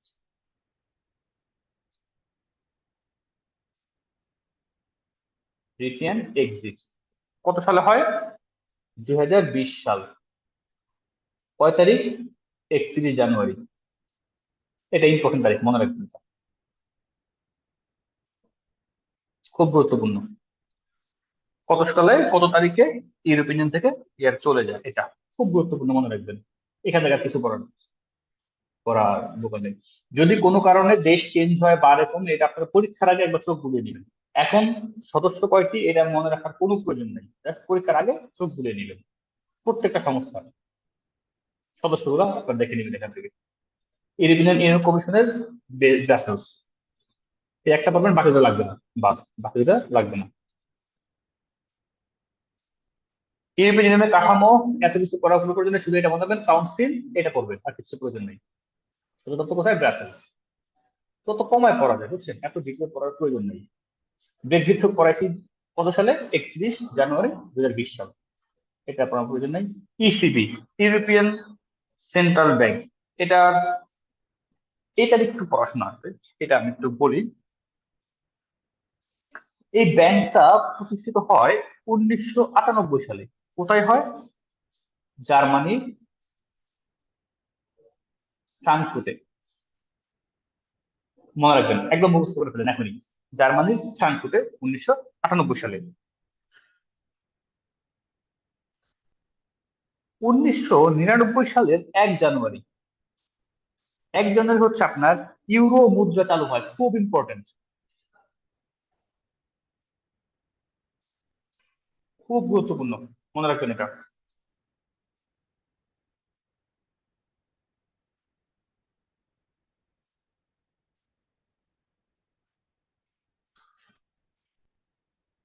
ইউরো মুদ্রা গ্রহণ করছে দেশ কয়টি? গ্রহণ করার দেশ খুব ভালো করে মুখস্থ রাখবেন। 20টি। কারা করেনি? ব্রিটেন তো এখন আর দরকার নাই, ওটা বাদ। Denmark plus Sweden. এই তথ্যগুলো ভালো করে মুখস্থ করে ফেলবেন।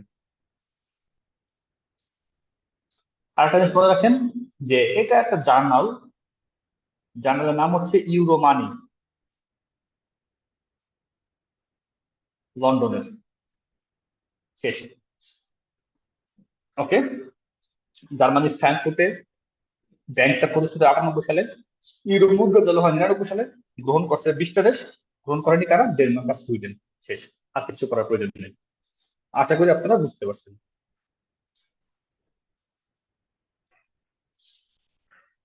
আমি আবারও বলি, যদি কোনো কারণে আপডেট তথ্য মিস হয়ে যায়, ভুল হয়ে যায়, আপনারা নেট দেখে এটাকে ঠিক করে নেবেন, ঠিক আছে? কারণ যে কোনো মুহূর্তে আপনার তথ্য চেঞ্জ হতে পারে, সো আপনার মেইন হাতিয়ার হচ্ছে আপনার নেট। নেট থেকে দেখে আপনারা এটাকে চেঞ্জ করে নেবেন। আমার ধারণা, আমি আপনাকে কি দেখাচ্ছি, আমি আপনাকে দেখাচ্ছি কি কি পড়তে হবে, কোথা থেকে পড়তে হবে, আগে আপনাকে দেখাই দেবো। আর তথ্যটা আপনার নেট থেকে দেখে নেবেন, ঠিক আছে? তাহলে আপনারা বেশি আপডেট থাকতে পারবেন। এর বাইরে আর কিছু করার প্রয়োজন নেই।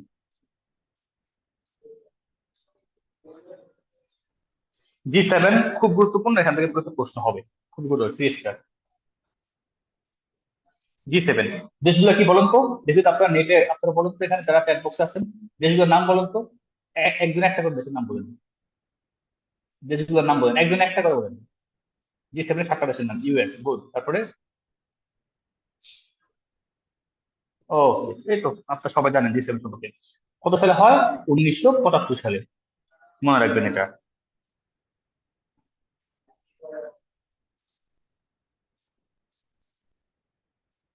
1998 সালে গিয়ে এই সাত, G7-এর জায়গায় এটার নাম হয়ে যায় G8। তখন কে যোগ দেয় এখানে বলেন তো? রাশিয়া। রাশিয়া সদস্যপদ কবে হারায়? 2014 সালে আবার G7 হয়ে যায়। Russia cross. কেন হয় সেটা? কারণ ক্রিমিয়া দখল করার কারণে। ওকে,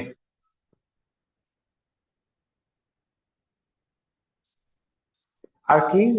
এর কোনো সদর দপ্তর নাই। এবার হচ্ছে আমি একটা জিনিস বলি, আপনারা মনে রাখবেন। এটা মনে রাখবেন হচ্ছে আপনারা, কততম সম্মেলন কোথায়, এটা পড়বেন। বর্তমান, পরেরটি, আগেরটি, এই তিনটা জিনিস পরীক্ষার আগের দিন পড়বেন নেট থেকে দেখে। বুঝতে পারছেন? ঠিক একই কেস ইউরোপীয় ইউনিয়নের ক্ষেত্রে। বর্তমানে কত, এই সালে কততম সম্মেলন হয়েছে? কমটা। কততম সম্মেলন কত সালে হয়েছে, মানে আগের বছরটা। G7 এর পরবর্তী সম্মেলন কোন দেশে হবে, এই পরেরটা। ঠিক আছে, এটা আপনারা পড়ে রাখবেন। যে কোনো ক্ষেত্রে শুধু G7 না, G20, ব্রিক্স, বিমস্টেক, যত সংগঠন আপনারা করবেন সব সংগঠনের প্রত্যেকটা আগে কবে, আগে, বর্তমানে এবং পরে, এই তিনটা জিনিস মনে রাখবেন, তাহলে আপনার হিসাব শেষ। G20 একই কথা, আগে, আগেরটি, বর্তমান, পরেরটি, শেষ। সদস্য কয়টি? G20 সদস্য হচ্ছে 21টি। নাম জি কিন্তু 21টি, এর মধ্যে 19টা দেশ আর দুইটা সংস্থা। কি কি সংস্থা? এখানে আবার দুইটা সংস্থা কি কি বলেন তো? ইইউ আর AU, African Union, European Union. Okay, এটা মনে রাখেন। আফ্রিকান ইউনিয়ন কতজন সদস্য? 21তম সদস্য। এটা মনে রাখতে পারেন, এটা গুরুত্বপূর্ণ। আর মানে সম্মেলন, এই বছর কততম সম্মেলন, গত বছরেরটা এবং পরেরটা, এই তিনটা সম্মেলন করে রাখবেন। শেষ। এটা লাগবে না, এর প্রয়োজন নাই। বেনেলাক্স, নাম দেখে বোঝা যাচ্ছে এরা কারা। Belgium, Netherland, Luxembourg, economic cooperation. আর কিছু প্রয়োজন নাই, শুধু নাম মনে রাখবে, শুধু নাম, নাম ও দেশ, আর কিছু লাগবে না। G7 এর সদস্য নয় কোনটি? অ্যান্সার দেন। ফার্স্ট অ্যান্সার, G7 এর সদস্য নয় কোনটি?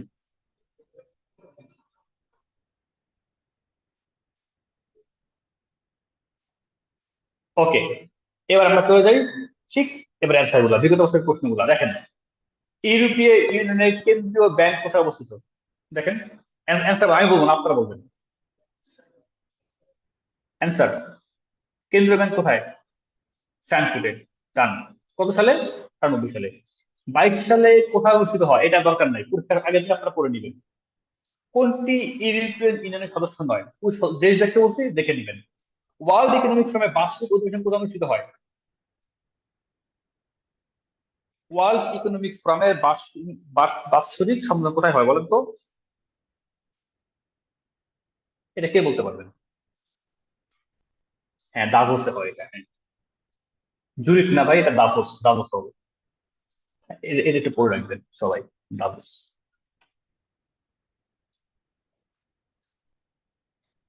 ওয়ার্ল্ড ডেভেলপমেন্ট রিপোর্ট কারা প্রকাশ করে আপনারা জানেন। কোন বাংলাদেশ কোন সদস্য নয় তাও জানেন।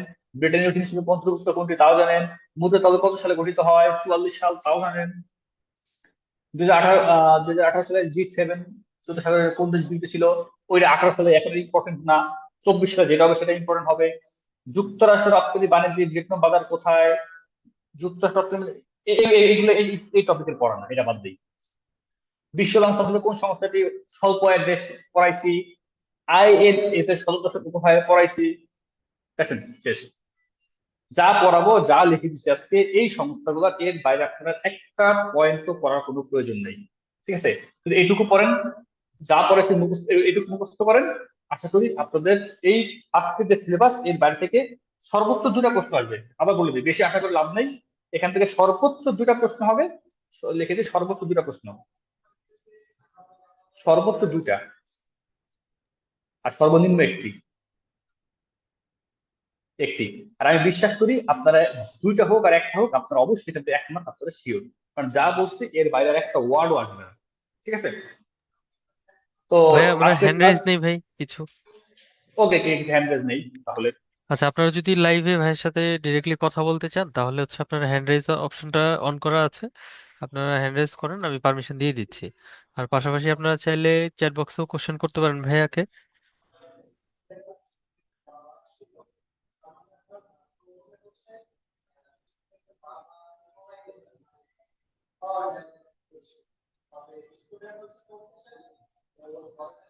হ্যাঁ লিজা আপু, আপনাকে পারমিশন দেওয়া আছে, আনমিউট করে কথা বলতে পারেন।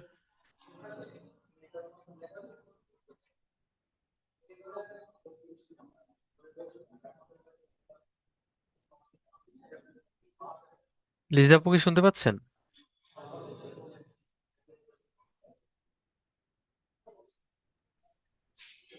আচ্ছা, ধরে নিচ্ছি আপনি আচ্ছা আচ্ছা আপু, আপনি শুনতে পাচ্ছেন? হ্যাঁ আপু। আচ্ছা, রুকু কোশ্চেন করেছে ইন্টারন্যাশনাল অ্যাফেয়ার্স থেকে ইয়ার এর প্রশ্ন পড়ার প্রয়োজন আছে, স্কিপ করলে কি প্রবলেম হবে? হ্যাঁ, এখানে একটা আপনার একটু স্ট্র্যাটেজি হতে হবে। ইয়ার এর কোশ্চেন, যেমন ধরেন ব্রিক্স এর পঞ্চম সম্মেলন কোথায় হয়েছে, ধরেন 2022 সালে হয়েছে, ওইটা কিন্তু এখন ইম্পর্টেন্ট না, বাট আপনি বুঝে গেছেন কোন সম্মেলন কোথায় হয়েছে, এটা ইম্পর্টেন্ট। সো আপনাকে পড়তে হবে বর্তমানটা, এইভাবে আপনি পড়তে হবে। ধরেন আসলে ধরেন কিছু কিছু কোশ্চেন যেমন একদম ফিক্স, মানে রুশ বিপ্লব কত সালে হয়েছে এটা করতে হবে আপনার, ফিক্স এটা এটা আপনার করতে হবে।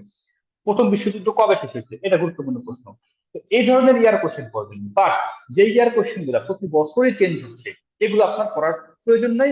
বাট আপনি প্রশ্ন ধরনটা বুঝবেন, বুঝে ওইটার প্যারালালে বর্তমান তথ্যটা করবেন। যেমন বিশ্বের শান্তি সূচকে মানে বর্তমানে দেশ কোনটি এক নম্বরে? হ্যাঁ, বিশ্ব শান্তি সূচকে কোনটি সবচেয়ে বেশি? তো আমরা বলতে পারি ধরেন ফিনল্যান্ড, বাট 2024 সালে ফিনল্যান্ড নাও হতে পারে। কিন্তু আপনি বুঝে গেলেন যে কোন প্রশ্নটা আসতে হবে বা করতে হবে। ঠিক আছে, আশা করি আপনি বুঝতে পারছেন। ভাইয়া বইতে আরো ডিটেল ডিসকাশন থাকে, যেখান থেকে কোচিং এর এক্সাম গুলোতে কোশ্চেন হয়, সেগুলো কতটুকু ইম্পর্টেন্ট দিব। কোচিং এর কোশ্চেন আর দেখেন, কোচিং এ যে প্রশ্নটা হয় সেটা ধরেন জাতিসংঘের উপরে একটা পরীক্ষা, এখানে প্রশ্ন হবে 20টা, কিন্তু বিসিএস এ ইন্টারন্যাশনাল কোশ্চেন এর মধ্যে জাতিসংঘের কোশ্চেন হবে দুইটা। যে দুটো কোশ্চেন হবে সেটা অবশ্যই ইম্পর্টেন্ট দুটো প্রশ্ন হবে। আর কোচিং এ আপনার প্রশ্ন একটু বাড়ায় দিতে হয়, এটা আপনাদের কিছু ব্রড প্রিপারেশনের জন্য। কোচিং এর মূল লক্ষ্যটা কি, আপনি যাতে আপনাকে সব করানো, যাতে আপনি কিছু যাতে আপনার মিস না যায়, তাই তো? এটা তো কোচিং এর লক্ষ্য, যেটা আপনি সব পারেন যাতে কোনো কিছু আপনার মিস না যায়, এই জন্য একটু ডিপ থেকে কোশ্চেন করা হয়। বাট আপনার স্ট্র্যাটেজিটা আপনি ঠিক করবেন যে আপনি সব প্রশ্ন পারতে চান, নাকি যেইগুলো ইম্পর্টেন্ট কখনোই আসেন মানে প্রতি বছর ওখান থেকে প্রশ্ন শুধু ওগুলো পারতে চান। তো এটা আপনার, ইটস আপ টু ইউ। আমি প্রেফার করে হচ্ছে যেগুলো বেশি বেশি আসে ওগুলাকেই বেশি ফোকাস দিতে, ওগুলাই বারবার করতে। আমি যে পড়াগুলো আপনার পড়াচ্ছি, যেগুলো লিখে দিচ্ছি, এগুলো মুখস্থ করেন। কোচিং এ যাতে এগুলো ভুল না হয়, অন্যগুলো টুকটাক ভুল হোক, বা যাতে এগুলো যাতে ভুল না হয় এটা। সাম্প্রতিক বিষয়গুলো কি লাস্ট মোমেন্টে ক্লাস হবে ভালো আমাদের? হ্যাঁ, লাস্ট মোমেন্টে অবশ্যই সাম্প্রতিকের উপর আপনার এক্সট্রা ক্লাস থাকবে অনেকগুলা। বাংলাদেশ বিষয়গুলি এক্সট্রা ক্লাস থাকবে, ইন্টারন্যাশনাল এক্সট্রা ক্লাস থাকবে, সাম্প্রতিকের উপরে কোনো টেনশন নেই। আর অনেকেই এই দেশের এই অবস্থা নিয়ে কি হবে না হবে কিন্তু খুব টেনশিত, যে আমি পড়াশোনা কি আগাবো নাকি আগাবো না, বা পড়াশোনা স্থির হয়ে গেছে। আপনার কাছে এই যে এখন একটা দেশের স্থবির অবস্থা, এটাকে আপনি যদি পজিটিভলি ইউজ করতে পারেন, এটা আপনার জন্য ব্লেসিং। আমি আমার কথা বলি, কোভিড-19 ছিল আমার জন্য ব্লেসিং, যেখানে আমার বন্ধু বান্ধবরা কোভিড-19 আসার কারণে সবাই সবকিছু বন্ধ করে দিচ্ছে, বন্ধ করে দিয়ে বাসায় খুব হতাশ, আর কি হবে কি হবে, দেশে কি হবে, কিছু হয় আমি কি করব, এখন পড়লে কোনো লাভ হবে কিনা। বাট আমি কোভিড এর মধ্যে পড়াশোনা শুরু করছি, যে এখন যেহেতু সব বন্ধ পৃথিবীর, এটা আমার জন্য রাইট টাইম। পড়লাম, আলহামদুলিল্লাহ হয়ে গেছে। তো আপনার জন্য এখন যদি পুরো কান্ট্রিটা স্থবির, আপনি জানছেন না কবে কি হবে, এটা হচ্ছে আপনার জন্য একটা রাইট টাইম। আপনার পড়াটাকে আরো বেশি সুন্দর করা, আরো বেশি গুছিয়ে করা, একটা ভালো প্রিপারেশন নেওয়া। একটা কথা আছে না যে ভাই, কারো পৌষ মাস কারো সর্বনাশ, ধরেন এটা আপনার জন্য পৌষ মাস। বুঝছেন, কোভিড ছিল আমার জন্য পৌষ মাস, দেশের অবস্থা খুব খারাপ হয়েছে, বাট আমার জন্য কোভিড না আসলে আমি কোনোদিন ক্যাডার হতে পারতাম না, একদম সত্য কথা। বা আমার তো যে আল্লাহ তাআলা লিখে রাখছে এটা, বাট মানে ওই চিন্তা না করলে এটা বলি, কোভিড যদি না আসতো আমি কোনোদিন বিশেষের জন্য পড়তে বসতাম না। কোভিড ছিল আমার জন্য ব্লেসিং। তো আপনার মনে করেন এখন যেহেতু কান্ট্রির একটা স্ট্যাগনেশন অবস্থায় আছে, একটা স্থবির অবস্থা, থেকে আপনার জন্য একটা ব্লেসিং। তো দেশে কি হবে না হবে এই চিন্তা না করে শুধু পড়াশোনা করেন, কারণ দেশে বিশেষ পরীক্ষা হবেই, এটা শিওর থাকেন, বিশেষ পরীক্ষা হবেই। একটু পরে হলে আপনার জন্যই ভালো। ঠিক আছে, তো ভালো করে পড়াশোনা করেন আর উত্তরণের সাথে থাকেন। উত্তরণের এক্সাম গুলো দেন, রেগুলার ক্লাস গুলো করতে থাকেন, এক্সাম দিন, অফলাইনে অনলাইনে এক্সাম দিন। আর সবচেয়ে ইম্পর্টেন্ট হচ্ছে আপনি যা জানতে চান, এটা Q&A, উত্তরণের যে ওয়েবসাইট আছে Q&A, ওখানে আপনি জিজ্ঞাসা করেন আপনার মনের যত কথা আছে, সব কথা আপনি ওখানে লিখুন, আপনাকে টিচাররা উত্তর দিবে। এটা একজন হ্যান্ড রেস করতে মাসরাফি, একটু ভাই বাপ্পা মিশন দেন মাসরাফি ভাইকে। স্যার আসসালামু আলাইকুম। ওয়ালাইকুম আসসালাম ভাই, কেমন আছেন? তো স্যার আমার জানা ছিল যে বাংলাদেশকে মানে কোন কোন অর্থনৈতিক সংস্থা এককভাবে সবচেয়ে বেশি ঋণ দেয়? অর্থনৈতিক সংস্থা? হ্যাঁ। আচ্ছা, এই রিজের ব্যাপারটা হচ্ছে আপনার যে টাইম টু টাইম ভ্যারি করে, বুঝছেন? যে কখনো দেখবেন আপনি যে ওয়ার্ল্ড ব্যাংক বাংলাদেশকে একটা ঋণ দিচ্ছে, কিছুদিন আগে একটা রিপোর্ট দেখলাম, আরো অনেকদিন আগে, যে সবচেয়ে বেশি ঋণ দিচ্ছে বাংলাদেশে ওয়ার্ল্ড ব্যাংক। ঠিক আছে, এটা আপনি একটু দেখতে সবসময় আপডেট থাকবেন, যে এক এক সময় ধরেন এক এক মাসে এক এক দেশ হচ্ছে আপনার চেঞ্জ হয়, প্রতি মাসেই চেঞ্জ হয়। ধরেন বা ধরেন বর্তমানে ধরেন আছে আইয়াতে ধরেন AIIB বর্তমানে বাংলাদেশ বেশি ঋণ দিচ্ছে, বাট পরের মাসে কিন্তু ওয়ার্ল্ড ব্যাংক দিয়ে ফেলতে পারে, বাড়তে পারে। তো এই যে টপিক গুলা, কে বেশি ঋণ দিচ্ছে, কোন দেশ থেকে বেশি রেমিটেন্স আসে, কোন দেশে বাংলাদেশ বেশি এক্সপোর্ট করে, তারপর হচ্ছে এই বিষয়গুলো আপনারা সবসময় ইন্টারনেটে কানেক্টেড থাকবেন, যাতে যে কোনো সময় চেঞ্জ হলে আপনারা জানতে পারেন বিষয়গুলো। ঠিক আছে। জি স্যার। আচ্ছা স্যার, আরেকটা হচ্ছে ঋণ আর সহায়তা কি স্যার সেম? মানে এটার মধ্যে কি কোনো তফাৎ আছে, ঋণ এবং সহায়তা? কারণ আমি উত্তরণে 46-এর বইয়ে পড়ছিলাম যে মানে আইডিএ হচ্ছে বাংলাদেশকে সবচেয়ে বেশি সহায়তা দেয় সংস্থা হিসেবে, আর জাপান হচ্ছে সবচেয়ে বেশি মানে দেশ হিসেবে সহায়তা সহায়তা দেয়। এখন ঋণ আর সহায়তার মধ্যে কি হ্যাঁ, তফাৎ আছে, হ্যাঁ তফাৎ আছে। যেমন ঋণটা হচ্ছে আপনার একটা পার্সেন্টেজ উল্লেখ থাকে, জানেনই তো। আপনি ব্যাংক থেকে হ্যাঁ, ঋণ নিলেন, যে একটা পার্সেন্টেজ উল্লেখ থাকে যে এত আপনার শোধ করতেই হবে। আর এমন হ্যাঁ, কিছু ঋণ আছে যেগুলো হচ্ছে আপনাকে সহজ শর্তে, মানে মানে খুবই কম অর্থে লোন দিবে, বা হচ্ছে এমন হয় যে আপনার এটা পরিশোধ করতেই হবে না, যখন আপনাকে দিয়ে দিল, এমনও হয়। ঠিক আছে, এমন অনেক কিছুই হয়। যেমন ওইগুলো কি আইবিএ স্যার যেটা গ্রান্ট? জি, স্যার গ্রান্ট হিসেবে নিবে নাকি বুঝি নেই, আর বলেন।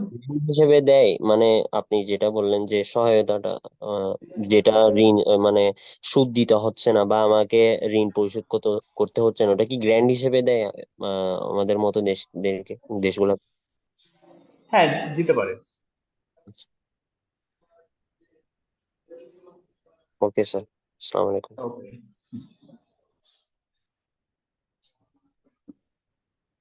আচ্ছা, কোচিং এর ফুল কোর্স কত মাসের মধ্যে শেষ হতে পারে?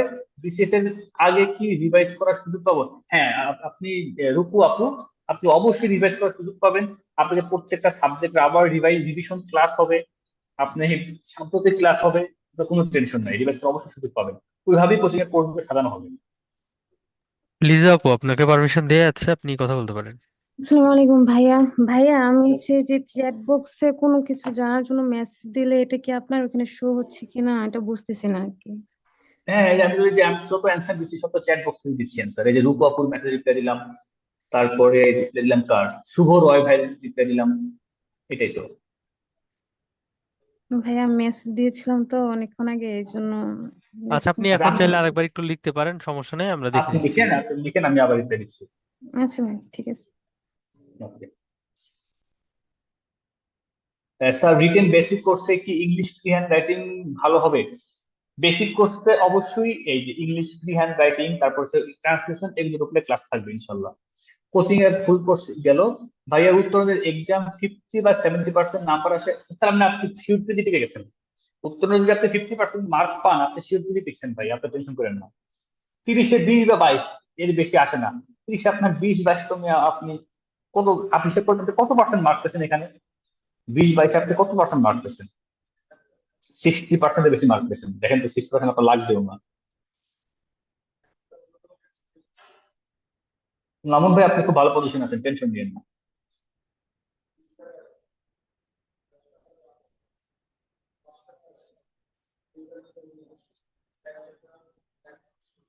কোনো উইকলি এক্সাম হবে না রিটেন বেসিকে, ইনশাল্লাহ ক্লাস হবে।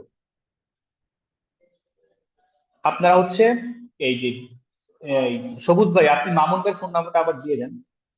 হ্যাঁ, আমি তো চ্যাট বক্সে স্টুডেন্টের দিয়ে কাছে। দিচ্ছি ভাই। আর ওই যে পাশাপাশি একটা কিউএনএ তে ভাই কোশ্চেন ছিল, আপনি যদি একটু আনসারটা দিয়ে দিতেন ভাই। হ্যাঁ, কোশ্চেনটা কি ছিল? যদি Q&A। সংবিধান যদি সংস্কার হয় তাহলে কিভাবে প্রিপারেশন নিবে, এটা হচ্ছে মেহেদী ভাই জানতে চাইছি। ওকে, সংবিধান সংস্কার, সংবিধান সংস্কার বা পুনর্লিখন নিয়ে যেটা কথা হচ্ছে, একটা সংবিধান সংস্কার করতে বা পুনর্লিখন করতে এখন কিন্তু সংবিধান সংশোধন হবে না, যদি হয় সেটা সংবিধানের পুনর্লিখন হবে। এটা কিন্তু বিশাল একটা লেন্দি প্রসেস, অনেক বড় লেন্দি প্রসেস। তো ওইটা না হওয়া পর্যন্ত যেটা আছে সেটাই আপনি করতে থাকেন। ওইটা হতে অনেক দিন সময় লাগবে, প্রায় 8-9 মাস বা 1 বছর বেশি সময় লাগবে, কারণ একটা সংবিধান লিখে এত সহজ না। কারণ আমাদের যে এই সংগ্রামটা হয়েছে, এই যে বিপ্লবটা হলো, এই বিপ্লবটা কিন্তু দেশের প্রত্যেকটা শ্রেণী এখানে অংশগ্রহণ করছে, প্রত্যেকটা রিলিজিয়ন এখানে অংশগ্রহণ করছে, private private university, public university সবাই এখানে পার্টিসিপেট করছে। সো সকল শ্রেণীর মানুষকে তাদের জায়গাটাকে সম্মান দিয়ে, তাদেরকে মর্যাদা দিয়ে একটা সংবিধান পুনর্লিখন করা ইটস সো টাফ। কারণ কাউকে আপনি প্রায়োরিটি না দিয়ে লিখতে পারবেন না। তো এটা অনেক সময়ের ব্যাপার। তো আপনি যেটা আছে এটাই করেন ইনশাল্লাহ। ভাইয়া, এক্সামের রেজাল্টের পজিশন গুলো শো করা যায় না কি, মানে এখানে শুধু রেজাল্টটাই পাচ্ছি। আচ্ছা, এই ব্যাপারে আপনি এই যে এখানে একটা নাম্বার দেওয়া আছে, মামুন ভাই নাম্বার দেওয়া আছে, মামুন ভাইকে কল দিবেন আপনি। দেখেন একটা নাম্বার দেওয়া আছে 0131336615। এই নাম্বারে কল দিবেন, আপনার ক্লাস সম্পর্কিত, রেজাল্ট সম্পর্কিত সব তথ্য পেয়ে যাবেন। উত্তরণের 100 মার্কের এক্সাম গুলোতে কত পার্সেন্ট মার্ক থাকা উচিত? আচ্ছা, আমি আপনাকে একটা মানে সহজ হিসাব বলি, আমি আপনাকে আমার স্ট্র্যাটেজি বলি। 100 মার্কের এক্সাম হোক, 30 মার্কের এক্সাম হোক, 20 মার্কের এক্সাম হোক, আপনাকে যেই টপিক থেকে রেগুলার কোয়েশ্চেন আসে, ওই কোয়েশ্চেন যদি 100টা থাকে, আপনাকে ওই 100টাই পারতে হবে। বা ওই কোয়েশ্চেন যদি 30টা থাকে, আপনাকে 30টা করতে হবে। আমার পয়েন্ট আপনারা বুঝছেন? যেই প্রশ্নগুলো থেকে বারবার প্রশ্ন হয়, ওগুলো থেকে কোনো ভুল করা যাবে না। তো ওই কোয়েশ্চেন গুলো যত পার্সেন্ট থাকে, আপনাকে তত পার্সেন্টই মার্ক পাইতে হবে। তবে জাতিসংঘের প্রতিষ্ঠাকে রুজভেল্ট, এটা যদি আপনি ভুল করেন, তাহলে আপনি 100 মধ্যে যদি 99% মার্ক পাই যেটা ভুল করেন, তাহলে আপনি ভুল লসে আছেন। বুঝছেন? আপনাকে যেখান থেকে রেগুলার প্রশ্ন হয়, ওইখান থেকে আপনাকে অবশ্যই পারতে হবে।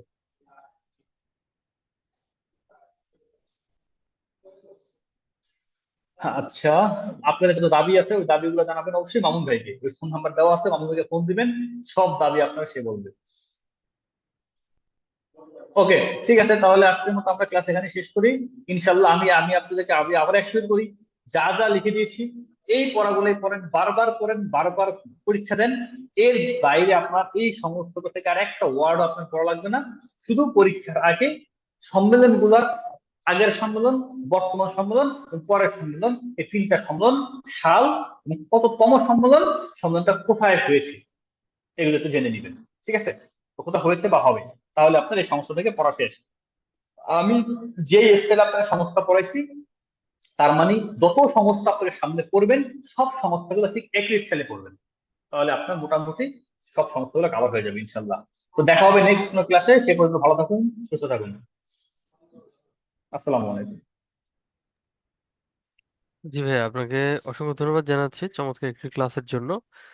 আর অনেক কথাই হলো আজকে আপনাদের। তার এরপরেও যদি উত্তরণ সম্পর্কিত কোনো কোশ্চেন থাকে জিজ্ঞেস করতে পারেন। আর পাশাপাশি আমি একটা নাম্বার দিয়ে দিয়েছি আপনাদের চ্যাট বক্সে, যে কোনো ইনফরমেশনের জন্য কিন্তু এই নাম্বারে ফোন করতে পারেন। হ্যাঁ, আর ক্লাস পিডিএফটা হচ্ছে ভাইয়া কিছুক্ষণের মধ্যেই আপলোড করে দিবেন, 9টার পরে আপনারা পেয়ে যাবেন। ঠিক আছে।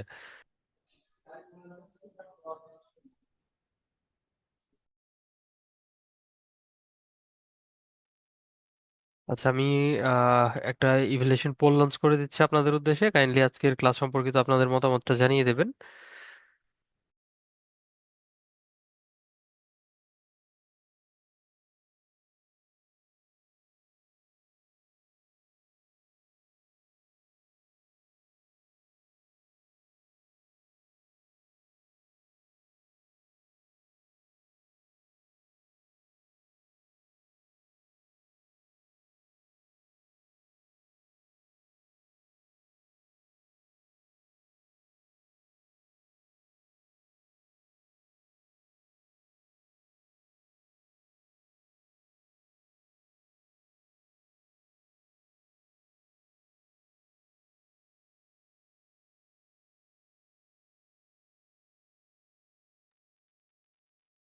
তো ঠিক আছে, তাহলে আমরা আজকে শেষ করছি, পরবর্তী ক্লাস আবার কথা হচ্ছে সবার সাথে। ধন্যবাদ সবাইকে।